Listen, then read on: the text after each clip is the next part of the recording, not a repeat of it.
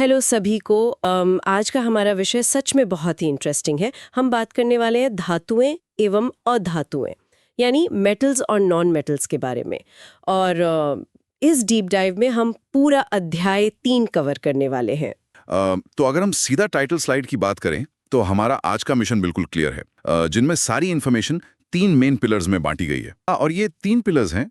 पहला भौतिक और रासायनिक गुणधर्म, दूसरा सक्रियता श्रेणी और आयनिक यौगिक, और तीसरा जो सबसे अहम है धातुओं का निष्कर्षण और संक्षारण। चलो अब अगली स्लाइड देखते हैं, स्लाइड नंबर 1, जहां हम धातुओं के फिजिकल प्रॉपर्टीज यानी भौतिक गुणों की बात करेंगे। हाँ, जैसे कि मेटालिक लस्टर यानी धात्विक चमक, हाँ, है ना? हाँ, और आघात वर्धता, जिसमें मेटल्स को पीट कर हम पतली शीट बनाते हैं। बिल्कुल आरवी। और शीट बनाने वाले इस गुण में सोना और चांदी सबसे आगे होते हैं। इसके अलावा तन्यता यानी डक्टिलिटी भी एक गुण है, जिससे धातुओं को खींचकर उनके लंबे तार बनाए जाते हैं। राइट।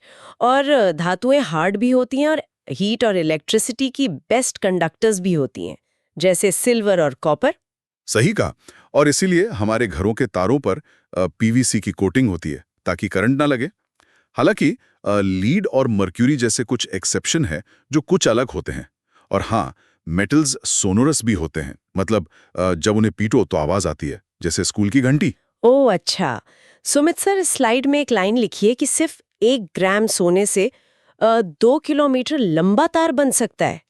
मतलब इतना पतला तार आखिर बीच से टूटता क्यों नहीं है? ये एक बहुत ही बढ़िया सवाल है आरवी। इसका कारण उनके अंदर का मेटालिक बॉन्ड है।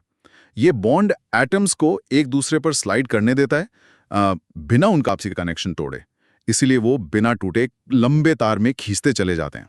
वाओ, एटम्स का ऐसे स्लाइड करना क्या कमाल का कॉन्सेप्ट है ना? अम, चलो अब अगली स्लाइड देखते हैं, स्लाइड 2, जहां अधातुएं और विज्ञान के कुछ कठोर सत्य यानी एक्सेप्शंस दिए गए हैं। यहाँ अधातुओं की सामान्य प्रकृति बताई है कि वो ठोस या गैस होती हैं, पर ब्रोमीन इकलौती ऐसी अधातु है जो लिक्विड होती है। अच्छा, और एक्सेप्शंस की लिस्ट में तो मर्क्यूरी का भी नाम है, जो एक लिक्विड मेटल है। और गैलियम और सीजियम तो हथेली की गर्मी से ही पिघल जाते हैं। बिल्कुल आरवी। और देखो, आयोडीन एक अधातु होकर भी चमकीला होता है।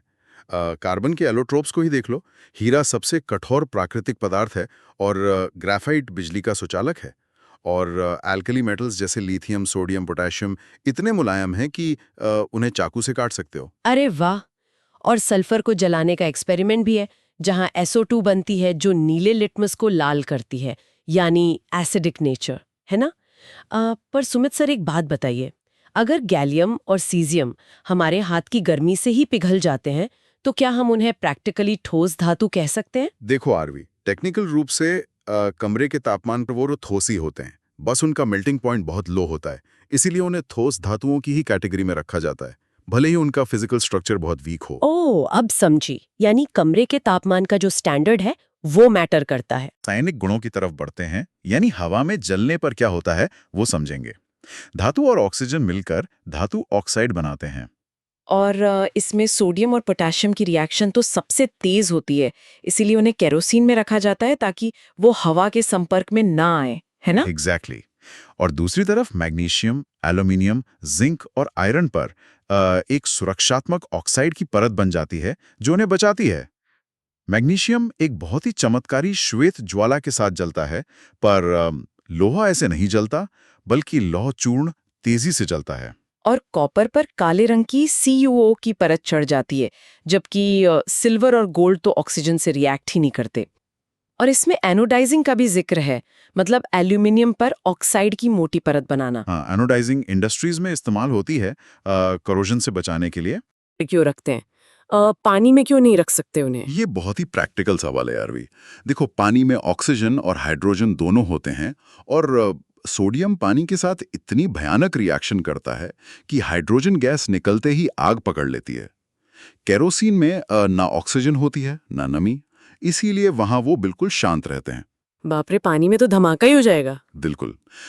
चलो अब अगली स्लाइड देखते हैं, स्लाइड 4, जहां हम डिटेल में देखेंगे कि पानी के साथ धातुएं कैसे रिएक्ट करती हैं। अब ठंडे पानी के साथ पोटेशियम और सोडियम तेज रिएक्शन करते हैं और हाइड्रोजन गैस जलती है, पर कैल्शियम की रिएक्शन थोड़ी धीमी होती है। अच्छा, और मैग्नीशियम तो गर्म पानी के साथ रिएक्ट करके मैग्नीशियम हाइड्रोक्साइड बनाता है ना? सही कहा आरवी। और कुछ धातुएं जैसे एल्यूमिनियम, जिंक और आयरन ये सिर्फ भाप यानी स्टीम के साथ रिएक्ट करती हैं। और लेड, कॉपर, सिल्वर और गोल्ड तो पानी से किसी भी फॉर्म में बिल्कुल रिएक्ट नहीं करते। यहाँ एक और बड़ा इंटरेस्टिंग पॉइंट लिखा है, कैल्शियम और मैग्नीशियम पानी में तैरने लगते हैं। सुमित सर, ये बड़ी अजीब बात लगती है कि कैल्शियम और मैग्नीशियम भारी धातु होने के बावजूद पानी में ऐसे तैरने कैसे लगते हैं? अरे, इसका रीजन उनकी केमिस्ट्री में ही छुपा है आरवी। जब रिएक्शन होती है तो हाइड्रोजन गैस बनती है और इस गैस के छोटे छोटे बुलबुले उन धातुओं की सतह पर आकर चिपक जाते हैं। ये बुलबुले एक तरह से उन्हें ऊपर खींचते हैं और पानी पर तैरने पर मजबूर कर देते हैं। वाओ, मतलब गैस के बुलबुले उनके लिए लाइफ जैकेट का काम करते हैं। क्या बात है। हाँ, बिल्कुल सही एग्जाम्पल दिया।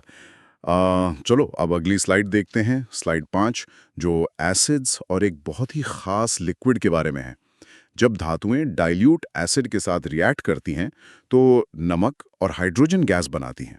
और इस स्लाइड में रिएक्शन की स्पीड का सीक्वेंस भी दिया है। मैग्नीशियम सबसे तेज, फिर एल्यूमिनियम, फिर जिंक और आखिर में आयरन। और कॉपर तो डाइल्यूट HCl के साथ रिएक्ट ही नहीं करता। सही बात है, पर इसमें एक बहुत बड़ा एक्सेप्शन है। नाइट्रिक एसिड यानी HNO3। ये एक प्रबल ऑक्सीकारक है, इसीलिए इसमें से हाइड्रोजन गैस नहीं निकलती बल्कि पानी बनता है। हालांकि मैग्नीशियम और मैंगनीज इसके दो अपवाद हैं। अच्छा, और इसी स्लाइड में एक्वारेजिया यानी रॉयल जेल का भी बड़ा सा जिक्र है, जो कॉन्सेंट्रेटेड HCl और कॉन्सेंट्रेटेड HNO3 का 3:1 में मिक्सचर होता है।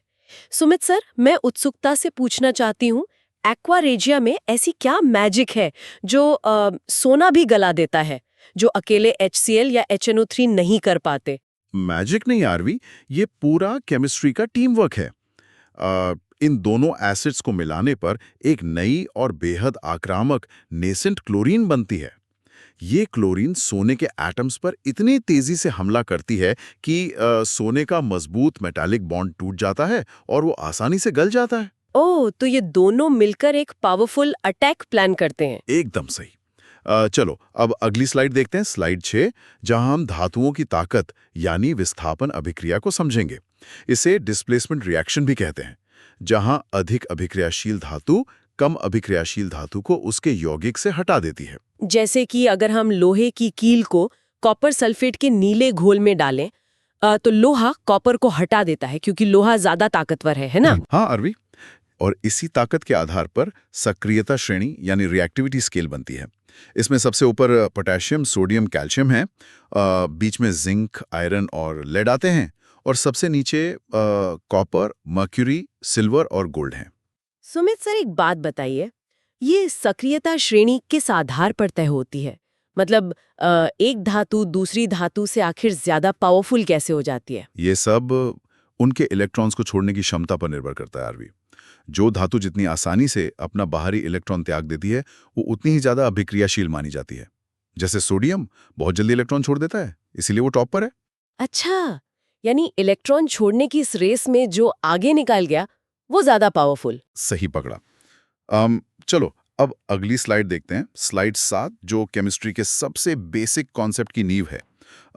यहाँ हम देखेंगे कि धातुएं और अधातु आपस में अभिक्रिया आखिर करते कैसे हैं और अपना ऑक्टेट पूरा करते हैं। यानी हर कोई नोबल गैस जैसी स्थिरता पाने की कोशिश कर रहा है।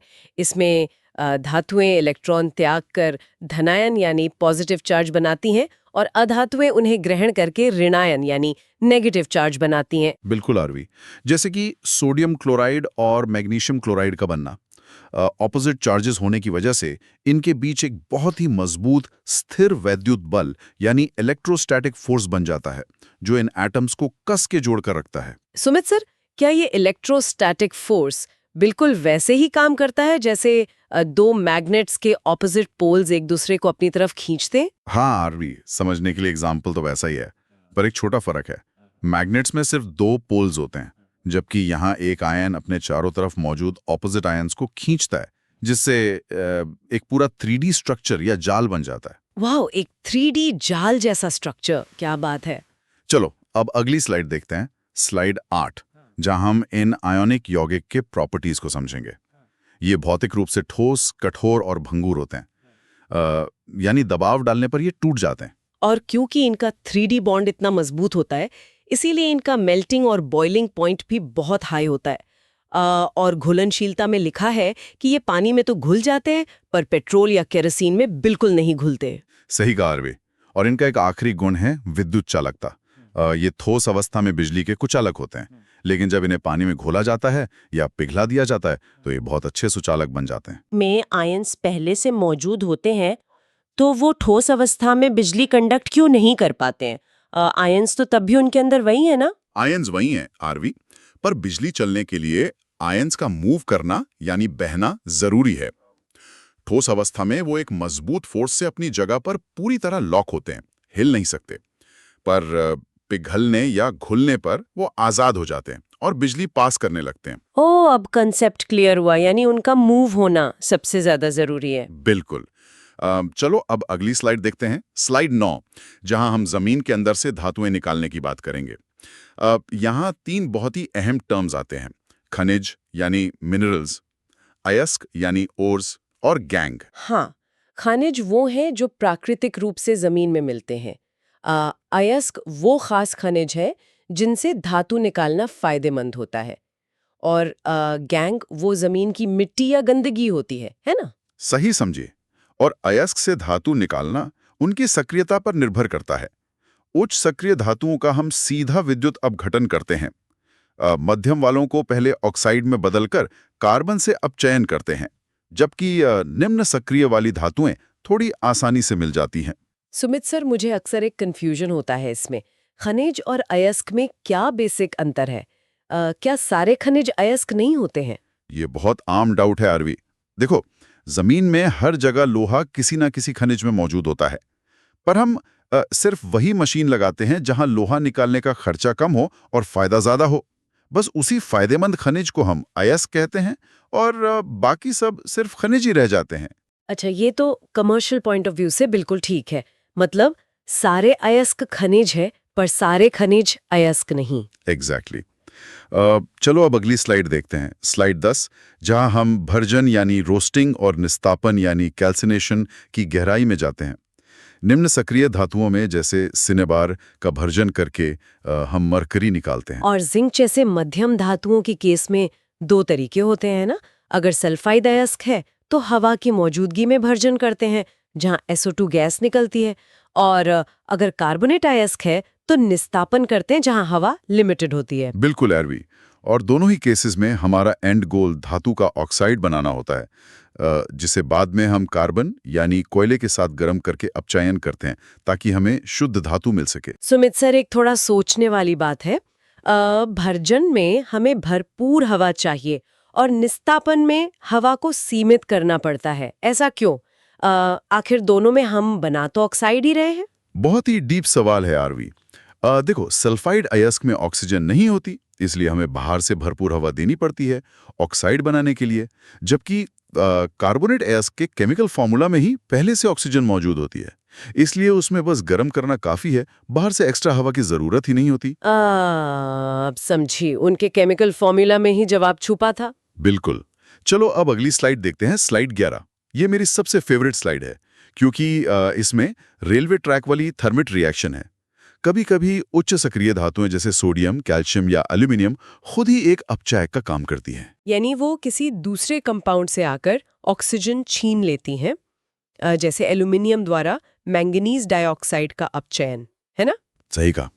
और जब लोहे के ऑक्साइड यानी Fe2O3 के साथ एल्यूमिनियम की अभिक्रिया होती है तो उसे थर्मिट रिएक्शन कहते हैं। ये इतनी ज्यादा ऊष्माक्षेपी या हीट निकालने वाली रिएक्शन है कि इसमें हमें लोहा सीधा पिघली हुई अवस्था में मिलता है। और इसका प्रैक्टिकल इस्तेमाल रेल की पटरी और मशीनों के टूटे पुर्जों को जोड़ने में होता है। पर सुमित सर, एक बात बताइए, अगर ये रिएक्शन इतनी ज्यादा गर्म और खतरनाक है कि लोहा ही पिघल जाए, तो इसे रेलवे ट्रैक जैसी खुली और पब्लिक जगह पर सुरक्षित तरीके से कैसे किया जाता है? इसके लिए एक बहुत ही स्पेशल सांचा बनाया जाता है अरबी। पूरी की पूरी रिएक्शन उस सांचे के अंदर होती है और पिघला हुआ लोहा सीधा ट्रैक की दरार में गिरता है। ये पूरी तरह से कंट्रोल में होता है, इसलिए आसपास किसी को कोई खतरा नहीं होता। वाओ, इंजीनियरिंग का क्या सही और सेफ यूज है ना? चलो अब अगली स्लाइड देखते हैं, स्लाइड 12, जहां हम जंग यानी रस्टिंग लगने के पीछे का साइंस देखते हैं। इसे संक्षारण कहते हैं, जैसे सिल्वर का काला पड़ना। हाँ, और कॉपर पर हरी परत बन जाना, जो बेसिक कॉपर कार्बोनेट की वजह से होती है। और लोहे पर तो भूरी जंग लगी जाती है, जिससे सारी चीजें खराब होती हैं। बिल्कुल। और इस मैकेनिज्म को साबित करने के लिए 3 परख नलियों यानी टेस्ट ट्यूब्स का एक फेमस एक्सपेरिमेंट है, ट्यूब ए, बी और सी। इससे साफ पता चलता है कि जंग लगने के लिए हवा और जल दोनों का एक साथ होना अनिवार्य है, किसी एक से काम नहीं चलता। सुमित सर, अगर जंग लगने के लिए हवा और पानी दोनों ही जरूरी हैं, तो क्या अंतरिक्ष में जहां हवा और नमी नहीं है, वहां लोहे की चीजों पर कभी जंग नहीं लगेगा? एकदम सही सोचा आरवी। स्पेस में हवा और पानी नहीं होते, इसीलिए वहां लोहे की चीजें लाखों सालों तक बिना जंग लगे बिल्कुल वैसी सुरक्षित रह सकती हैं जैसे उन्हें भेजा गया था। तभी सैटेलाइट्स पर रस्ट का कोई डर नहीं होता है ना? बिल्कुल सही। चलो अब अगली स्लाइड देखते हैं, स्लाइड 13। अब जब जंग लगने का कारण पता चल गया तो उससे बचाव के तरीके भी देख लेते हैं, जैसे पेंट करना, तेल या ग्रीस लगाना या फिर क्रोमियम की परत चढ़ाना। इसमें एक यशालेपन यानी गैल्वेनाइजेशन का जिक्र है, जिसमें लोहे पर जिंक की पतली परत चढ़ाते हैं। और इसके अलावा 2 धातुओं को मिलाकर मिश्रातु यानी अलॉयज भी बनाए जाते हैं, जैसे आयरन से इस्पात या स्टील बनाना। हाँ आरवी, और इसी स्लाइड में विद्युत अपघटनी परिष्करण या इलेक्ट्रोलिटिक रिफाइनिंग भी है, जहां हम अशुद्ध धातु का एनोड और शुद्ध धातु का कैथोड बनाते हैं। इस पूरी प्रोसेस में अशुद्धियां एनोड मड यानी कचरे के रूप में नीचे जमा हो जाती हैं। सुमित सर, एक बहुत ही प्रैक्टिकल सवाल है मेरा इस पर। हाँ, गैल्वेनाइजेशन में हम लोहे को बचाने के लिए खासकर जिंक का ही लेप क्यों चढ़ाते हैं, किसी और धातु का क्यों नहीं? क्योंकि जिंक लोहे से ज्यादा सक्रिय होता है आरवी। इसीलिए हवा और नमी लोहे तक पहुंचने से पहले जिंक से रिएक्ट कर लेते हैं। जिंक एक तरह से खुद की कुर्बानी देकर लोहे को बचा लेता है। इसे हम साइंस में सैक्रिफिशियल प्रोटेक्शन भी कहते हैं। जिंक का ये सैक्रिफिशियल नेचर तो सच में थोड़ा हीरो जैसा है। हाँ हाँ हाँ हाँ। चलो अब आज की हमारी आखिरी स्लाइड देखते हैं, स्लाइड 14, जहां कुछ ऐसे फैक्ट्स हैं जो परीक्षा के लिए गेम चेंजर साबित होते हैं। पहला है उभयधर्मी या एम्फोटेरिक ऑक्साइड, जैसे Al2O3 और ZnO। और इसमें ये भी बताया है कि आभूषणों के लिए प्लैटिनम, गोल्ड और सिल्वर बेस्ट है, क्योंकि ये ना के बराबर सक्रिय होते हैं। एक और इंटरेस्टिंग बात है कि खाद्य पदार्थों के डिब्बों पर टिन का लेप होता है, जिंक का नहीं, क्योंकि जिंक खाने के एसिड से रिएक्ट कर सकता है। सही कहा। और हमेशा याद रखना कि धातुएं विद्युत धनात्मक होती हैं और अधातुएं विद्युत ऋणात्मक। अधातुओं के ऑक्साइड या तो अम्लीय होते हैं या फिर बिल्कुल उदासीन। सुमित सर, ये उभयधर्मी ऑक्साइड बड़े अजीब लगते मुझे। ये एसिड और बेस दोनों के साथ आखिर कैसे रिएक्ट कर लेते हैं? इनका खुद का असली नेचर क्या होता है? देखो आरवी, इनका अकेले में कोई एक फिक्स्ड नेचर नहीं होता। ये वक्त और सामने वाले केमिकल के हिसाब से खुद को ढाल लेते हैं। अगर सामने एसिड है तो ये बेस बन जाते हैं, और बेस हो तो एसिड बन जाते हैं। इनकी यही फ्लेक्सिबिलिटी इन्हें एम्फोटेरिक बनाती है। वाओ, ये तो केमिस्ट्री के बिल्कुल गिरगिट निकले। Well, thank you so much Sumit sir. आज के इस डीप डाइव में हमने फिजिकल प्रॉपर्टीज की सादगी से लेकर एक्वा रेजिया के जादू और थर्मिट रिएक्शन की ताकत तक का एक बहुत लंबा और मजेदार सफर तय किया है। मुझे भी बहुत मजा आया आरवी, और जाने से पहले मैं सभी सुनने वालों को एक विचार देकर जाना चाहता हूं। आज हमने एलोएस के जरिए धातुओं की कमजोरियां दूर करना सीखा। अब जरा सोचिए, अगर हम नैनो टेक्नोलॉजी का इस्तेमाल करके एक ऐसी सुपर मेटल बना लें जो एल्यूमिनियम से भी कई गुना हल्की हो और थर्मिट रिएक्शन के भयानक तापमान पर भी न पिघले, तो क्या हम सूरज के और भी करीब जाने वाले स्पेसक्राफ्ट बना पाएंगे? इस बारे में सब लोग जरूर सोचिएगा। क्या कमाल का सवाल है, सच में सोचने पर मजबूर कर देता है।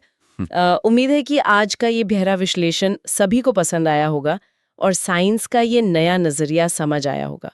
अगली डीप डाइव में ऐसे ही एक और रोचक विषय के साथ फिर मिलेंगे। तब तक अपनी क्यूरियोसिटी बनाए रखिए और सोचते रहिए। बाय।